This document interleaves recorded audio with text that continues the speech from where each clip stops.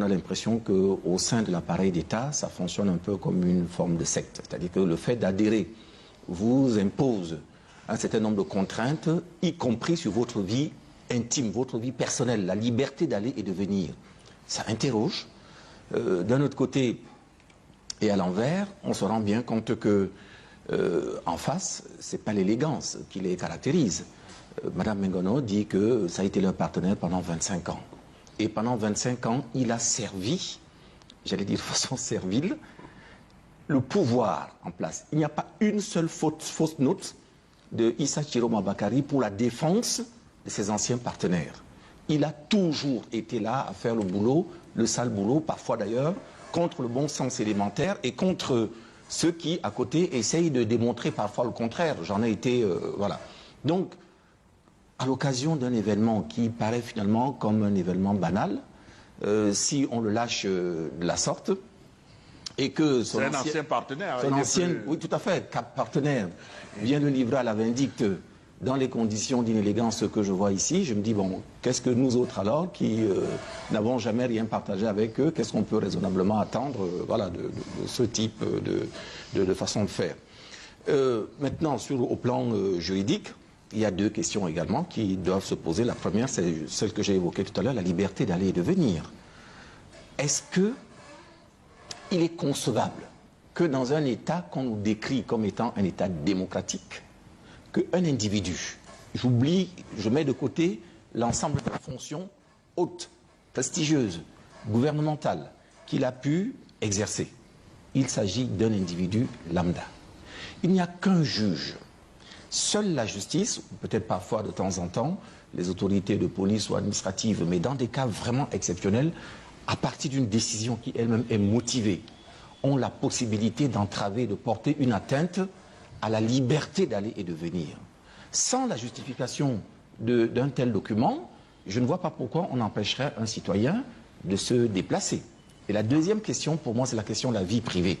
Comment fait-on pour retrouver sur l'espace public des éléments qui relèvent de l'intimité de la vie privée? C'est des actes, je veux dire, ce sont des actes personnels.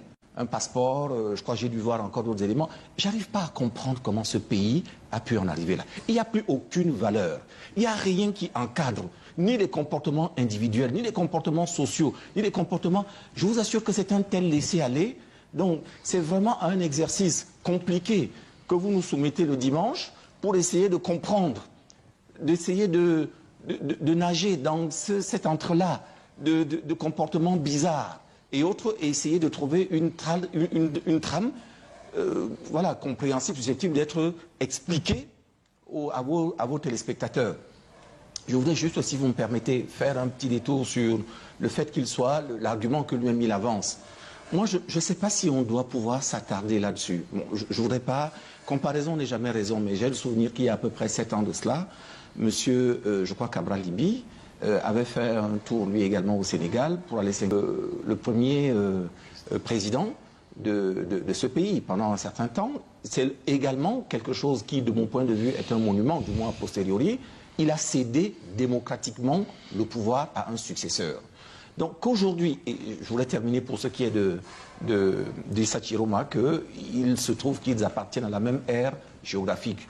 Donc se rattacher, vouloir se rattacher à quelqu'un qui peut constituer un symbole, un totem, dans la perspective d'une élection, comment peut-on raisonnablement lui en faire le reproche? J'ai du mal à comprendre. Le même pouvoir, et vous allez nous entraîner là-dessus tout à l'heure, ne se gêne pas pour envoyer des signaux un peu partout à des électeurs potentiels dans tous les domaines. Mais lui, quelque chose qui peut relever à la fois, même si c'est tardif, même si c'est... Il veut peut-être dans le langage, la communication qu'il va adresser aux gens, dire que je reviens finalement à la source. Ça doit vraiment faire l'objet d'un débat. J'ai du mal à comprendre. L'ex-ministre Issa Chiroma qui dit se rendait du côté de Dakar. Il a été débarqué d'un vol Air Ivoire. Le motif avancé par le commissaire de l'aéroport de Simalène est qu'il avait reçu une autorisation de ne pas permettre à l'ex-ministre de sortir. Et cette autorisation, selon ces indiscrétions, viendrait de la présidence de la République. Alors, vous avez suivi également cette actualité du candidat, parce qu'il est désormais candidat à la prochaine élection présidentielle, Issa Chiroma Bakary, qui s'est vu débarquer d'un vol en partance pour Dakar. Oui, enfin, tout à fait. Je pense que aujourd'hui, que ce soit à travers les médias classiques, la presse et puis les télévisions comme la vôtre, ou que ce soit à travers les médias sociaux, l'information va très très vite. On a un peu été surpris par cette situation et on s'est posé la question de savoir qui conseille les gouvernements de ce pays. Je pense quand même que cette histoire, c'est une autre pure histoire de distraction, parce que les Camerounais sont concentrés sur un ou deux événements. Les Camerounais ont mieux que ça à faire en réalité. Donc l'histoire qui s'est passée à l'aéroport de Simalène nous a interpellés parce que déjà le vocable, la présidence nous paraît un peu une hérésie. La présidence représente qui? Nous pensons que l'administration, elle est écrite et qu'on aurait dû signifier à M. Issa un document officiel qui lui interdit de sortir, soit parce qu'il est recherché, soit parce qu'il y a une plainte contre lui et qu'il ait l'intention de s'en aller. La deuxième chose qui nous a interprété serait cette copie de son passeport qui circule sur les réseaux où on montrerait un visa qui serait le sien et qu'il serait en train de fuir pour les États-Unis. On s'est dit, ces avocats devraient normalement prendre cette affaire très au sérieux si c'est vrai et porter plainte contre les personnes en charge de la sécurité à l'aéroport ou au commissariat. La troisième chose qui nous fait penser que c'est de la pure distraction, elle viendrait de M. Issa lui-même. M. Issa part pour un voyage privé à Dakar. Ben, il n'a pas à nous dire qu'il allait sur la tombe du président Ahidjo. C'est de la récupération servile et un peu mal placée de l'image de M. Ahidjo en ces temps troubles au Cameroun, à l'approche des élections. Je pense que M. Issa peut-être cherche à travers son communiqué à s'attirer la sympathie de 2 ou 3 Camerounais qui au départ peut-être ne voulaient pas entendre parler de lui, de son accointance pendant 25 ans avec l'association qui gère le pays. Donc on s'est posé des questions et on s'est dit c'est une attitude, une situation mal placée. Elle est mal placée parce que quand même ce monsieur, comme vous l'avez d'ailleurs dit, mon cher Bouba, est un potentiel chef d'État. Il est quand même candidat, qu'il soit président au bout ou pas. Je pense qu'on devrait assurer sa sécurité et surtout assurer ses mouvements. C'est ce que j'ai à dire à ce propos. Samuel Moukete, vous qui êtes un expert en stratégie, est-ce que c'est encore un coup de génie de Issa Chiroma Bakary qui peut-être savait que ce qui s'est passé allait se passer et il a fait ce qu'il a fait? Dans tous les cas, s'il y a quelqu'un qui sort grandi de cette affaire, c'est bien sûr M. Issa Chiroma. C'est une affaire qui lui fait du bien. C'est une affaire qui donne un coup d'oxygène à sa campagne électorale et qui on a fait de la publicité et qui le repositionne et lui donner beaucoup plus de force. Donc c'est des erreurs stratégiques. Je ne sais pas qui a pris cette décision. Je pense que c'est pour ça qu'elle n'a pas été notifiée par écrit. Mais c'est dommage parce que là, une fois de plus, on vient de donner vraiment de la hauteur à un candidat qui n'en demandait pas plus. Et mais au-delà de qui profite cette situation, je pense que c'est pas le moment d'aller dans ce couloir qui ne servent pas vraiment ceux qui ont pris cette décision, parce qu'au contraire, vous voyez bien que c'est plutôt un regard négatif qui est jeté sur cette décision-là, qui n'avait pas sa place parce que la République est beaucoup plus grande que des envies personnelles ou des besoins personnels. Ce n'est pas le moment aujourd'hui.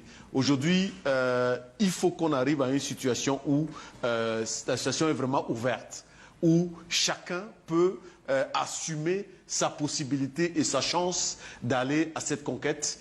Et voilà, stratégiquement, c'était une grosse erreur. C'était l'erreur à ne pas commettre. Aujourd'hui, c'est plutôt M. Chiroma qui s'est grandi et ça a complètement donné des points et lui remettre au centre et lui repositionner au niveau du Grand Nord en ce qui concerne ses capacités et ses chances dans cette élection présidentielle. Alors, Mme Fadimatou, c'est le RDPC qui est pointé du doigt, implicitement, indirectement, à travers cette action. Vous allez dire que ce n'est pas le RDPC qui a empêché le ministre Issa Chirouma de sortir du territoire, mais on parlera du régime. Et on a suivi quand même aussi cette semaine, par la suite, quelque chose d'étrange, où, initialement, on parlait de Issa Chirouma qui aurait utilisé un passeport de service pour se rendre à Dakar, alors qu'il n'est plus en fonction. Et plus tard, dans la soirée d'hier, on a eu un démenti du ministre de la Communication à qui on avait attribué ce document, qui ne se reconnaît pas dans ce...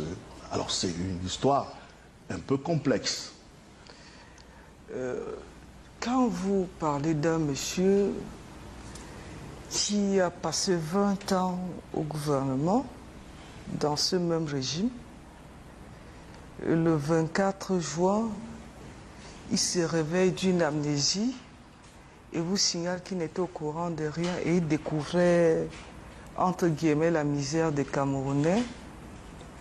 Vous parlez d'un monsieur qui est habitué des vérités, des contre-vérités. Et dans ces méli-mélo, on ne sait plus où se trouvait exactement la vérité. Voulez-vous que moi, sur votre plateau, je donne un chèque en blanc à M. Chiroma parce qu'il a dit qu'on a dit que un commissaire qui n'a pas de nom, un ministre de son État, il se laisse entraîner sans une notification quelconque. À un moment donné, je crois que c'est un plateau sérieux. C'est tellement sérieux que Issa Chirouma n'est tellement pas sérieux qu'on ne l'aurait pas débarqué dans le vol. C'est extraordinaire que, également qu'au soir de ses 75 ans, quand on lui annonce le décès de M. Amadou Ahidjo, président de la République du Cameroun, il a découvert au soir de ses 75 ans qu'il est décédé. Peut-être il venait de mourir. Bon, il allait là-bas apporter sa condoléance à la famille. Je crois que lorsqu'on a perdu son aura, la vérité, puisqu'il faut le dire, c'est que M. Chiroma était au gouvernement, il avait de la visibilité. Il pensait que c'était de son fait. Les projecteurs étaient sur lui, vous braquerez les projecteurs sur lui, parce qu'il était une institution. Flatté par ces projecteurs, flatté par cette apparente visibilité, il se retire et se rend compte qu'il se compte pour l'oc de 1 sur le plan politique, surtout quand son député Salman a le quitte. Il faut faire du bruit. Vous avez suivi, l'expert a dit ça profite à M. Chiroma. Est-ce que ça profite vraiment à M. Chiroma? Parce que les gens en même temps s'interrogent. Donc M. Chiroma est seul à savoir le cinéma dans lequel il voulait nous engager. Il a tourné son film, il a joué seul, il est l'acteur, il est le communicateur. Vous voulez qu'on dise quoi de plus? Il a quand même été débarqué d'un vol. Il n'a pas pu voyager. Qu'il vous dise pourquoi qu'il vous dise exactement pourquoi il a été débarqué. Si ce n'est que parce qu'il va sur la tombe du président Amadou Ahidjo, il y a des gens qui y sont allés. Vous pensez que quelqu'un qui contrôle 3 communes, et les gens qui faisaient même ce poids l'ont quitté,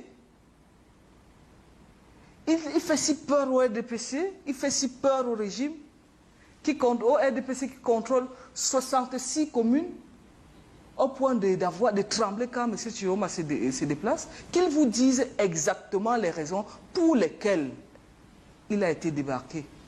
Et nous avons appris quand on est un grand homme, on a de la réserve sur les déclarations, sauf s'il est dans ses habitudes de déclamation. Nous le laissons dans ses déclamations, M. Bouba. Alors, Serge Anthony Nguéné, entendre parler Mme Fadimatou, on ne doit pas accorder du crédit à ce que Issa Chirouma a avancé comme argument par rapport à son refus de sortie du territoire. Vous, comment vous voyez cette affaire Issa Chirouma? L'affaire Issa Chirouma rentre dans le cadre du marketing politique. Vous savez, Madame Fadimatou l'a relevé, Monsieur Tirouma, c'est presque 20 ans dans le gouvernement.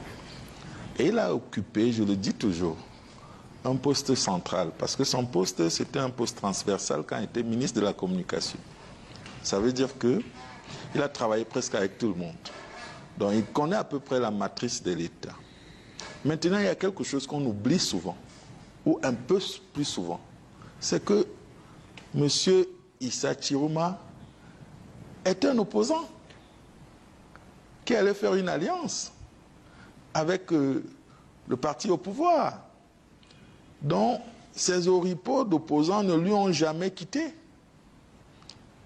Et maintenant, avec sa nouvelle identité, son nouveau statut de candidat à la présidentielle, après avoir démissionné, il faut se dire qu'il va mettre tout son savoir-faire, tout son génie en avant pour manœuvrer afin que sa posture d'homme politique à la base puisse être relevée.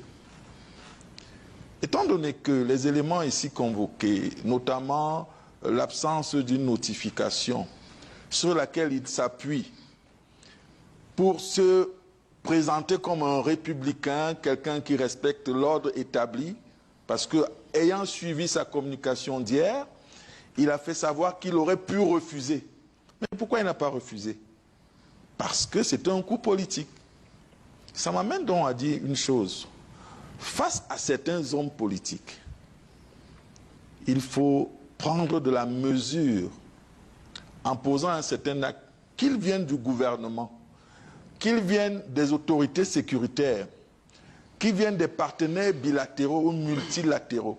Il faut se dire que sur l'arène politique, en ce moment, il y a des félins. Et moi, je dis, Issa Tirouma est un félin. Parmi ceux qui sont là, le négliger serait de faire une erreur.